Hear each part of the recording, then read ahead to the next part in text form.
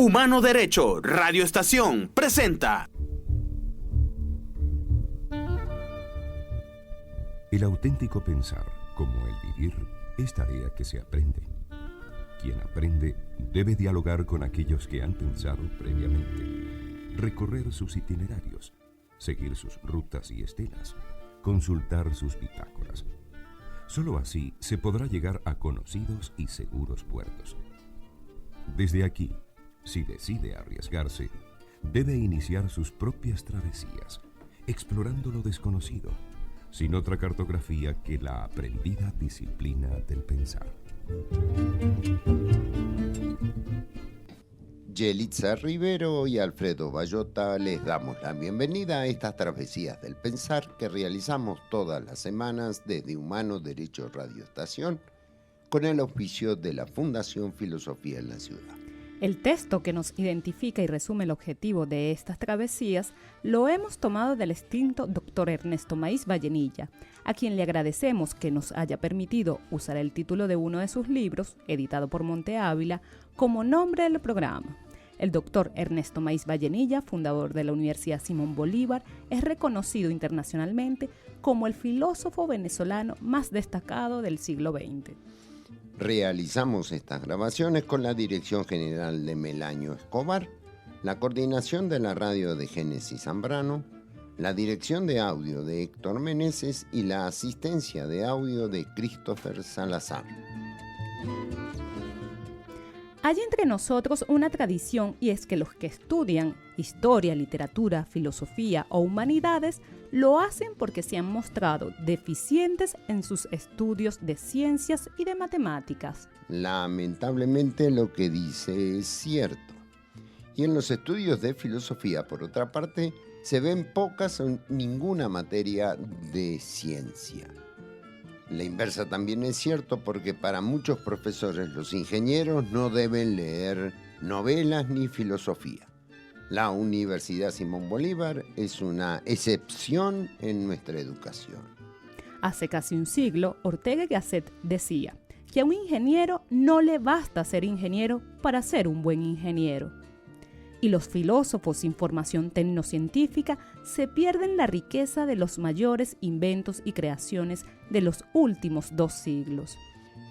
Y no precisamente un saber pequeño, porque en los últimos 2 siglos, como usted dice, los más importantes adelantos cognitivos se han dado en el campo de la ciencia y de la técnica.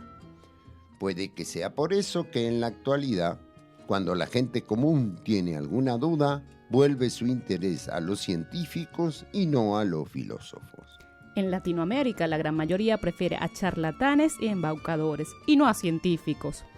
Sería interesante dedicar la travesía de hoy a recorrer algunos de los puentes que unen a la filosofía con la ciencia.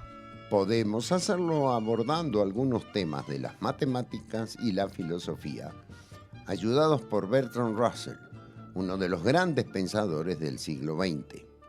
Para los británicos, el más grande. Un brillante matemático, notable filósofo y un hombre comprometido con su tiempo, al punto que el Tribunal de Intelectuales que juzgó la guerra de Vietnam se llamó Tribunal Russell. Bertrand Arthur William Russell, tercer conde de Russell, nacido en 1872 y fallecido en 1970, era nieto de Lord John Russell, primer conde de Russell, 2 veces primer ministro de la reina Victoria y ahijado del filósofo John Stuart Mill. En 1950 recibió el Premio Nobel de Literatura, se casó 4 veces y tuvo 3 hijos. Para comenzar, digamos que las matemáticas son un estudio que, comenzando de sus nociones más familiares, se puede desarrollar en 2 direcciones. Una de ellas es la que todos estudiamos, es constructiva. Avanza en la dirección de menor a mayor complejidad, de lo simple a lo más complejo, la que va de números enteros a fracciones, de la suma a la multiplicación, a las potencias y al cálculo integral. Y otra, menos familiar, avanza mediante el análisis de más y más abstracción a instancias de mayor simplicidad lógica.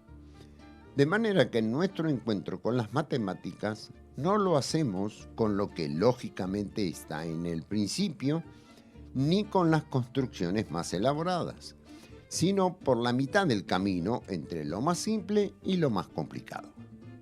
Como sucede en la ciencia en general, en nuestra experiencia no accedemos ni a lo más grande ni a lo más pequeño, sino a lo que está en el medio. Para ver lo más grande necesitamos telescopios y para ver lo más pequeño necesitamos microscopios. Lo que experimentamos directamente está en el medio. Lo mismo sucede con las matemáticas. Para ir a lo más simple y a lo más complicado necesitamos instrumentos diferentes para incrementar nuestros poderes de captación y consideraciones lógicas. Y las dos direcciones marcan diferencia entre lo que serían las matemáticas constructivas y la filosofía matemática.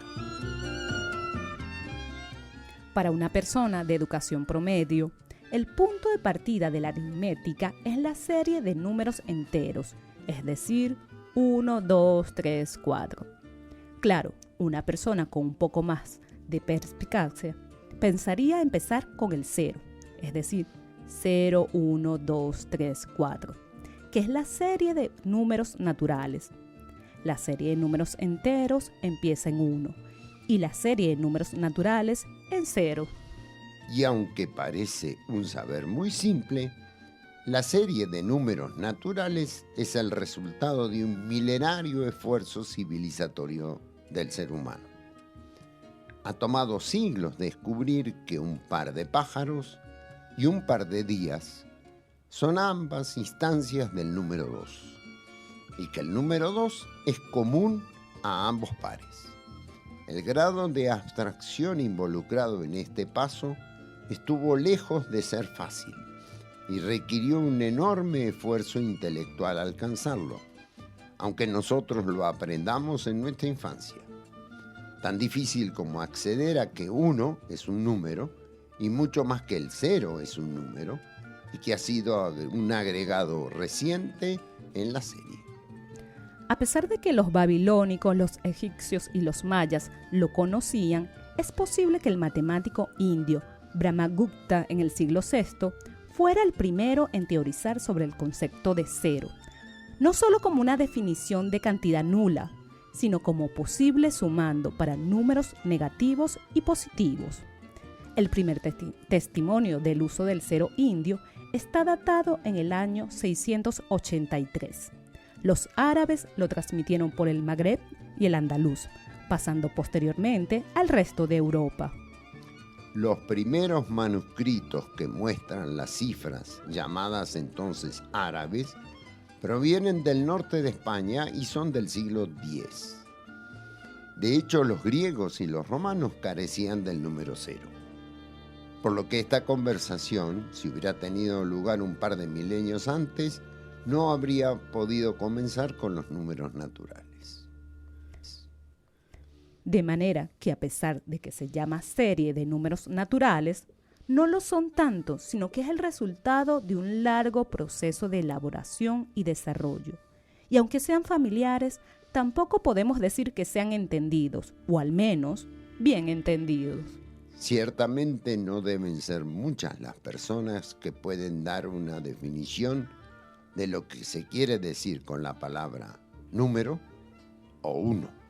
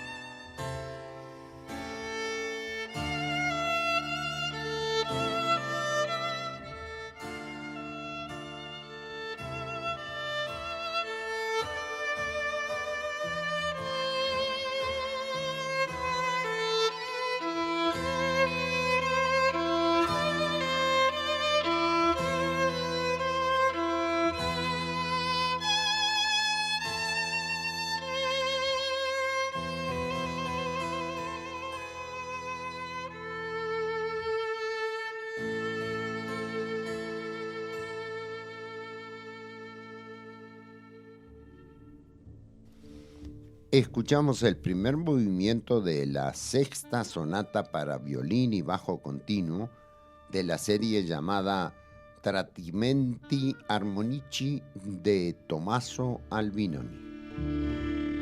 Sin duda que ya Pitágoras, el gran iniciador de la matemática griega en el año 600 antes de nuestra era, se enfrentó con estos temas.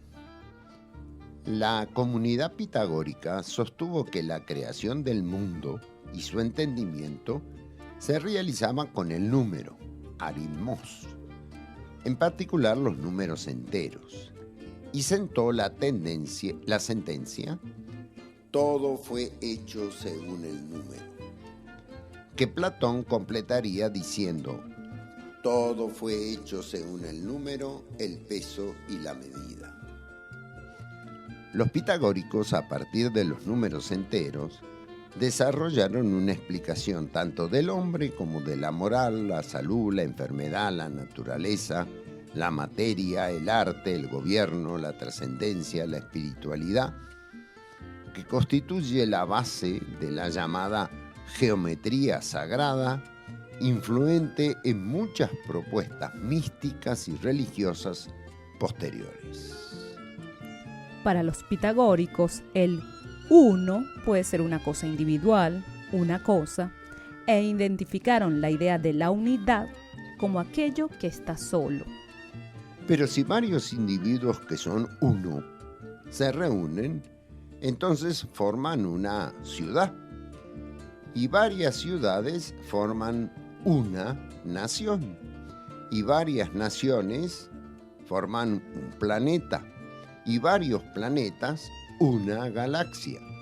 Y así sucesivamente hasta alcanzar el todo, que será un todo. La unidad absoluta, la mónada entendida como la entendían los antiguos. Así se trasciende el aspecto cuantitativo del uno limitado a contar y se alcanza la idea de la unidad de un todo, que tomará Platón. La idea que trasciende a lo cualitativo, a lo espiritual, al alma, y que lo vincula con el arte, con la poesía, con la música, que como decía Leibniz, la música son números para oír. Pero con el 2 aparece el conflicto, los opuestos, porque obliga a elegir entre uno u otro, arriba o abajo, joven o viejo, derecha o izquierda, varón o mujer, noche o día. Se rompe la unidad. Lo infinito es uno, pero lo finito es múltiple, es dual. Como dice Aristófanes en el diálogo El banquete de Platón, nos han partido en dos y buscamos con el amor la unidad perdida, nuestra media naranja. Para Aristófanes, el amor es el 3, que estabiliza dos soledades, como el Espíritu Santo, que consolida la dualidad Padre e Hijo en la Trinidad judeocristiana, o la síntesis en la dialéctica hegeliana, que supera el conflicto entre tesis y antítesis, o el hijo que afirma la pareja varón-hembra. Habíamos iniciado con la consideración de los números naturales 0, 1, 2, 3, 4. Y no es difícil de ver que, comenzando con 0, cualquier número natural se puede alcanzar por sumas repetidas de 1. Ciertamente, si a 1 le agregamos 1, tenemos 2. Si a 2 le agregamos 1, tenemos 3. Y así podemos alcanzar cualquier otro número. Sin embargo, no es fácil tener un cabal entendimiento de este proceso porque, a pesar de que la operación parece fácil, realmente no tenemos claro qué se quiere decir con sumar 1 o lo que se quiere decir con repetidas sumas de 1. Pero estas nociones parecen no necesitar explicación. Son nociones simples, demasiado primarias como para tener una explicación. Se captan inmediatamente. Y así hemos llegado a un buen punto. En el conocimiento humano todos los términos se definen por otros términos, por lo que pareciera entonces que hemos de tener que aceptar que hay algunos términos, los primeros, que no tienen definición, que serían el punto de partida de todas las demás definiciones. Si así fuera, pronto surge el problema de cómo saber cuándo hemos llegado a esos primeros términos, o si hemos de seguir tratando de buscar más atrás, porque como bien decía Leibniz, muchas veces la pereza de la razón nos hace detenernos y establecer puntos de partida en algo que está a mitad de camino. De manera que, por un lado, existe la posibilidad que alcancemos nociones lo suficientemente simples como para que sean el verdadero punto de partida, incapaces de ser definidos en otros términos más simples. Que serían los principios en el sentido pleno de la palabra, porque principio es algo a lo que otra cosa le sigue, pero puede haber principios que tienen otros que los anteceden, mientras que a los primeros principios nada los antecede. Pero, por otro lado, el hombre es un ser finito, sus poderes son limitados, por lo que en ocasiones hemos de aceptar algunos principios, aunque no sean los primeros ni sean permanentes, manteniendo la búsqueda de otros más simples que pudieran llegar a ser los primeros. Es lo que es la filosofía, que no es un saber, sino un amor al saber, una búsqueda del saber. Y aunque podamos alcanzar ese saber definitivo de los primeros principios, no tenemos la garantía que lo hayamos logrado aquí y ahora. Uno de los problemas con el que topó Pitágoras en su intento fue la existencia de los inconmensurables. ¿Qué son los inconmensurables? Se relaciona con el llamado teorema de Pitágoras, y es la imposibilidad de medir la diagonal de un cuadrado con uno de sus lados. Es decir, no podemos hacer coincidir la diagonal con un número entero de veces del lado. Si el lado de un cuadrado mide 1 centímetro, la medida de la diagonal es raíz cuadrada de 2, que no es un número entero y que para los pitagóricos ni siquiera era un número. El problema tuvo que esperar muchos años para alcanzar a establecer que raíz cuadrada de 2 es un número.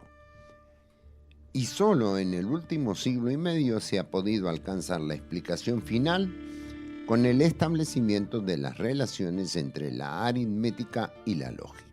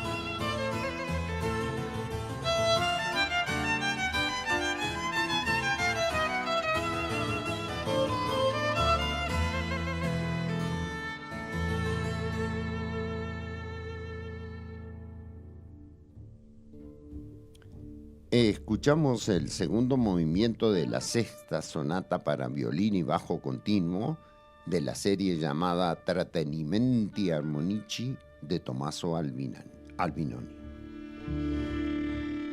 Estamos en Humano Derecho Radioestación, realizando nuestras semanales travesías del pensar, un encuentro con los grandes temas de la filosofía, con la obra de los grandes pensadores, con las ideas que han moldeado nuestra cultura en Occidente. Nos gustaría tener sus comentarios, sus preguntas, sus sugerencias y su colaboración para el mantenimiento de nuestro programa en travesíasdelpensar@gmail.com. Programas anteriores se pueden escuchar en YouTube, en Humano Derecho, Travesías del Pensar. Iniciar con los números naturales no es en vano porque, en el decir de Bertrand Russell, toda la matemática, incluyendo la geometría analítica, se puede considerar consistiendo en proposiciones acerca de los números naturales. Pero esto no parece tan fácil de entender, aunque no vamos a entrar en sus detalles. Y podemos aceptar que lo que sería la aritmetización de toda la matemática que anuncia Bertrand Russell, advirtiendo que si bien hoy vamos a tomarla como un hecho, es un proceso que requiere ser explicado. No es fácil de entender y solo se ha logrado confirmar en años recientes, porque desde Pitágoras lo preeminente había sido la geometría hasta Descartes, que fundó la relación entre geometría y aritmética. Si aceptamos que toda la matemática puede ser aritmetizada, esto quiere decir que podemos expresar cualquier sentencia o proposición matemática en términos de proposiciones referidas a los números naturales y simplificar la aritmética reduciéndola al más pequeño conjunto de premisas simples que sea posible. Y esta tarea la llevó a cabo Giuseppe Peano, nacido en 1858, fallecido en 1932, matemático, lógico y filósofo italiano, conocido por sus contribuciones a la lógica matemática y teoría de los números. Peano, a que la mayor parte de su vida enseñó en Turín, publicó más de 200 libros y artículos sobre matemáticas y el número. Peano propuso que toda la teoría de los números naturales se puede derivar de 3 ideas primitivas y 5 proposiciones sumadas a los conocimientos de la lógica. De manera que, según Peano, toda la teoría de los números naturales se puede derivar de 3 ideas primitivas y 5 proposiciones. Y dado que toda la matemática se puede reducir a la teoría de los números naturales, este sería el principio de toda la matemática pura. Y, como desde Descartes, expresamos nuestro conocimiento de las ciencias naturales en términos matemáticos, este sería el fundamento de todo nuestro conocimiento científico. Hemos, por tanto, de atender a las propuestas de Peano, que se denominan, en términos generales, los axiomas de Peano, cuya importancia es más grande de lo que normalmente suponemos. Las 3 ideas primitivas de Peano son cero, número y sucesor. Por cero entendemos el número 0. Por número entendemos los miembros de la clase de los números naturales. Y por sucesor entendemos el número siguiente en la serie de números naturales. ¿Supone Peano que conocemos a todos los integrantes de esta serie? No supone que conocemos a todos, porque los números naturales son incontables, ya que nunca podemos alcanzar uno que sea el último, porque a ese supuesto último le podemos sumar uno y tener otro siguiente. Pero si no los tenemos a todos, ¿cómo puede establecer cuáles son? De la misma manera que podemos decir que Juan es un hombre, aunque no conozcamos individualmente a todos los seres humanos que existen o hayan existido. Veamos ahora cuáles son las 5 proposiciones de Peano. La primera es que 0 es un número. La segunda es que el sucesor de un número es otro número. La tercera, no hay dos números que tengan el mismo sucesor. La cuarta es que el 0 no es sucesor de ningún número. Y la quinta es que cualquier propiedad que pertenezca a 0, a un número y a su sucesor, pertenece a todos los números.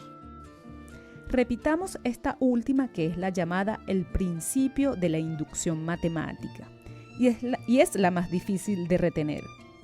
Cualquier propiedad que pertenezca a 0 y al sucesor de cualquier número que posea la propiedad, pertenece a todos los números. Esta última proposición juega un importante papel en todo el desarrollo matemático, pero solo nos limitaremos a tratarla en el contexto de Peano. Veamos ahora cómo la teoría de los números naturales resulta de estas 3 nociones y 5 proposiciones. Si 0 es un número, podemos definir entonces al 1 como al sucesor de 0, y al 2 como el sucesor de 1, y así sucesivamente definimos el resto de los números. Y podemos seguir todo lo que querramos, porque hemos visto que la proposición 2 dice que todo número tiene un sucesor que también es un número. Y cada sucesor es un número diferente, porque ninguno puede ser sucesor de 2 números diferentes, porque la proposición 3 dice que no hay 2 números que tengan el mismo sucesor. Por otra parte, como el 0 no es sucesor de ningún número, todos los números que podemos alcanzar por este procedimiento son distintos de 0. De esta forma, mediante la aplicación de las 5 proposiciones, podemos construir una serie ilimitada de números que pertenecen todos a la serie de números naturales. Y decimos que pertenecen porque por la proposición que hemos llamado inducción matemática, si una propiedad pertenece al 0 y pertenece a cualquier número, también pertenece a su sucesor. De esta forma, tenemos la clase de números naturales definida a partir del 0 y de las nociones de número y sucesor. A partir de estas nociones, es posible definir las operaciones matemáticas y avanzar en complejidad.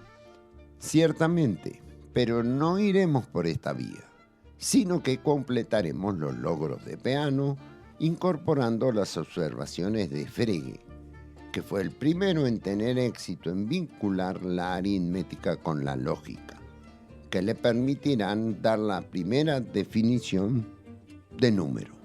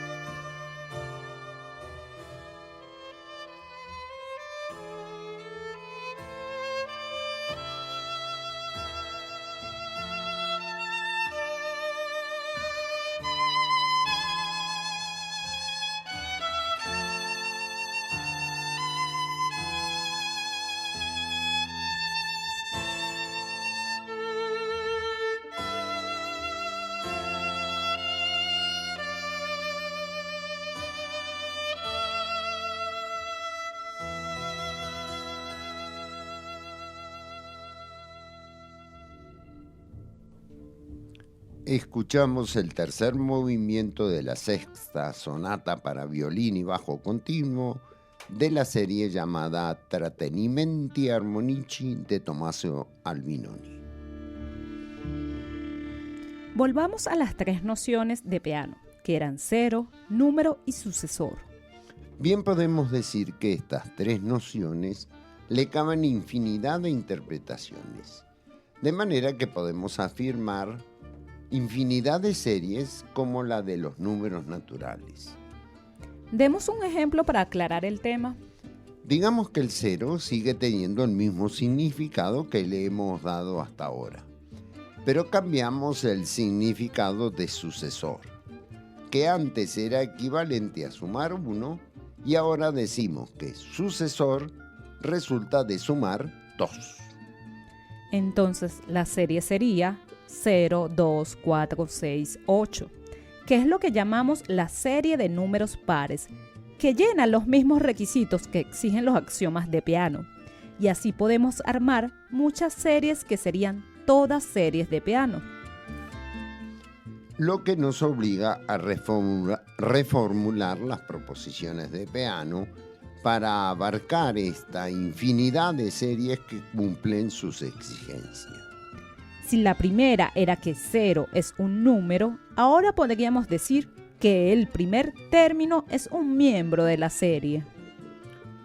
La segunda era que el sucesor de un número es un número, que ahora quedaría en que, dado un miembro de la serie, el miembro siguiente también pertenece a la serie.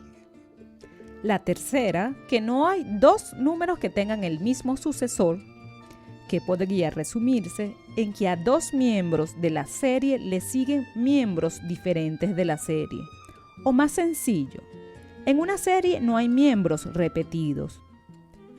La cuarta es que el 0 no es sucesor de ningún número, que sería lo mismo que en la serie no hay ningún miembro anterior al primero. Y la quinta es que cualquier propiedad que pertenezca a 0 y al sucesor de cualquier número que posea la propiedad pertenece a todos los números. Quedaría entonces en que cualquier propiedad que pertenece al primer miembro y le pertenece al sucesor de cualquier miembro que también posee la propiedad es una propiedad que le pertenece a todos los miembros de la serie. De esta forma, tendríamos una serie que tiene un primer término, un sucesor a cada término sin repeticiones, y cada término puede alcanzarse desde el primero en un número finito de pasos. Una serie de estas características es lo que en matemáticas se llama progresiones. Bien podemos decir que una progresión es una serie que cumple con los 5 axiomas de Peano. Y la inversa también es cierto, que una serie que cumple con los axiomas de Peano es una progresión. Ya que la serie de números naturales es una progresión y dijimos que en ella se funda toda la matemática, cualquier progresión entonces puede tomarse como la base de toda la matemática. Pero también puede haber otras series que cumplen con esos axiomas, como sería la serie de números pares, que los cumple, o una serie de puntos en el espacio que los cumple, o una serie de momentos en el tiempo que también los cumple. Pero entonces, cada una de estas series puede dar lugar a diferentes maneras de entender las proposiciones de las matemáticas puras, y todas serían igualmente verdaderas en tanto todas cumplen con los 5 axiomas. Y nada hay en los 5 axiomas que permitan establecer si una es mejor o más verdadera que la otra. Todos usamos los números 1, 2, 3 para contar las cosas de nuestra vida cotidiana, en nuestra vida diaria. Por lo que necesitamos una noción de número que esté definida, que nos sea útil y sin confusiones para el uso común y cotidiano que le damos. No nos basta con las propiedades formales, como que cumplan los axiomas de Peano, que por supuesto tienen que cumplir. Para tener una noción de número necesitamos algo más. Entonces nos queda abierta la pregunta, ¿qué es un número? Digamos que hasta el momento la respuesta más aceptada es la que ha dado en 1884 Frege en su trabajo Fundamentos de la Aritmética. Un libro pequeño, de lectura no muy difícil, pero sin duda de la mayor importancia, en que cuando se publicó no atrajo la menor atención. Y creo que tampoco ahora la tiene en el gran público, que usa, sin embargo, números sin saber bien lo que son. La importancia de este libro se debe a la actividad de Peano y Russell, que lo rescataron. Friedrich Ludwig Gottlob Frege nació en 1848. Falleció en 1925. Matemático, lógico y filósofo alemán. Se le considera el padre de la lógica matemática, de la filosofía analítica y de la filosofía del lenguaje. Desarrolló su carrera en relativa oscuridad como catedrático de matemáticas de la Universidad de Jena. Sus obras fundamentales son Ideografía, que sentó las bases de la lógica moderna, Fundamentos de la Aritmética, donde estableció los fundamentos filosóficos de las matemáticas, y Sobre sentido y referencia, obra primordial de la filosofía del lenguaje. Ante todo hay que aclarar algunas confusiones, y es que un número particular no es idéntico con una colección de cosas con ese número. Es decir, el número 3 no es idéntico con el trío de micrófonos que tenemos delante, o con el trío de sillas que hay en esta habitación. El número 3 es lo que todos los tríos tienen en común, y es lo que distingue a los tríos de los dúos o de los cuartetos. De manera que un número es algo que caracteriza a ciertas colecciones que son las que precisamente tienen ese número. En matemáticas y filosofía a las colecciones también se les llama clases, conjuntos, agregados, que usaremos en nuestra conversación como sinónimos. Parece claro que entonces el número es una manera de reunir colecciones de diferentes cosas. Es una colección de colecciones. Sí, porque precisamente agrupa a las colecciones que tienen un mismo número de integrantes. Podemos reunir todos los pares, todos los tríos, todos los cuartetos, por lo que el número es una clase que agrupa a su vez innumerables colecciones, todas las que tienen tantos miembros como corresponde a ese número. Pero el problema radica que, si hemos de incluir a una colección en una clase, tenemos que saber cuál es el número de miembros que tiene. Y ese precisamente es nuestro problema. Exactamente. Porque a pesar de ser una tarea cotidiana, contar es uno de los más complejos desarrollos intelectuales que ha logrado el hombre. Y tampoco podemos usar la noción de contar para definir el número, porque cuando contamos, usamos números. Sin embargo, es mucho más simple comparar los integrantes de dos conjuntos sin tener que contar. ¿Y cómo se haría? Supongamos un país donde haya monogamia y la gente no pudiera divorciarse. Sería un país en que habría tantas esposas como maridos. Es decir, la colección de esposas es la misma que la de maridos, porque entre ellas hay una relación tal que a cada esposa le corresponde un esposo.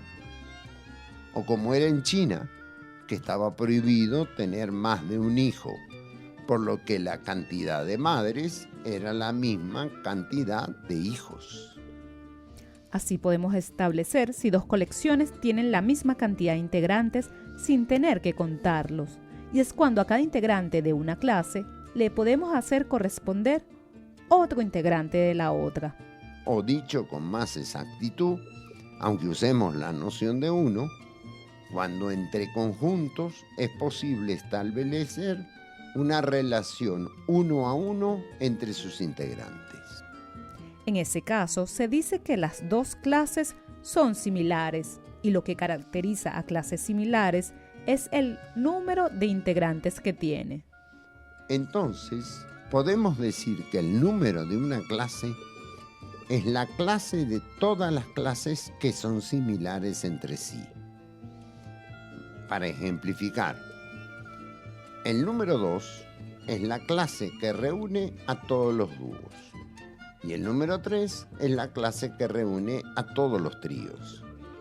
Entonces ahora estamos en posición de definir al número y decimos que número es aquello que puede ser el número de una clase. Pero esa definición no parece correcta, porque está utilizando la palabra número para definir número. Es lo que se llama una definición circular. No exactamente, y aquí hay una trampa del lenguaje en el uso de la palabra número. Si recordamos, hemos definido número de una clase sin usar la noción de número, porque hemos dicho que número de una clase es aquello que caracteriza a la clase que reúne a grupos similares. Ciertamente. Entonces, bien podemos definir número a partir de esa definición de una clase, porque aunque usemos la misma palabra, lo hacemos en sentido diferente. A la expresión número de una clase le podríamos haber puesto otro nombre sin usar la palabra número, y no variaría para nada su sentido. Y esto se usa en muchos casos. Demos un ejemplo.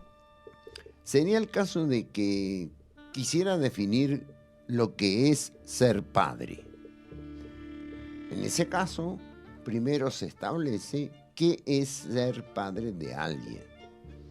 Digamos, aquel humano que fertilizó con su espermatozoide un óvulo de mujer.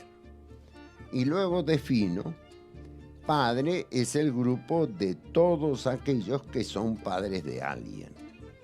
Es lo que hemos dicho con número. Establecimos lo que es ser número de una clase y luego definimos número como aquello que puede ser número de una clase.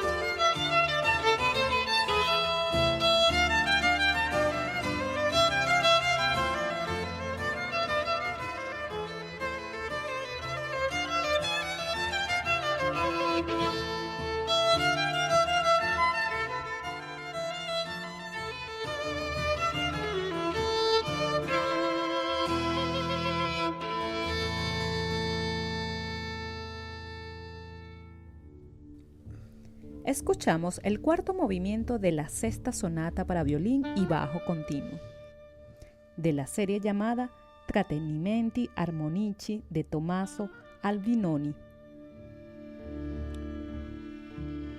En la travesía de hoy hemos tratado de transmitir los primeros pasos de una filosofía matemática.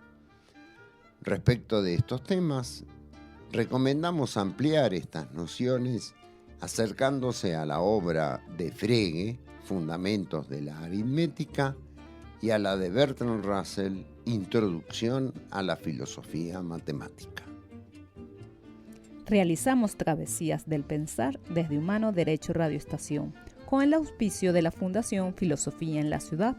La cortina musical es el merengue aguinaldoso de David Carpio, interpretado por el grupo Arcano. Este programa se emite los jueves a las 8 p.m. y se repite los sábados a las 2 p.m. y los jueves a las 11 a.m. hora venezolana. Con gusto recibiremos sus comentarios y sugerencias como su oferta de colaboración para el sostenimiento del programa en travesíasdelpensar@gmail.com. La tripulación de la travesía de hoy fuimos Yelitza Rivero y Alfredo Bayota. La hoja de ruta la diseñó Alfredo Bayota. El piloto de la nave fue Christopher Salazar. Fue una presentación de la Fundación Filosofía en la Ciudad. Programas anteriores se pueden escuchar en YouTube, en Humano Derecho, Travesías del Pensar. Que tengamos una buena semana.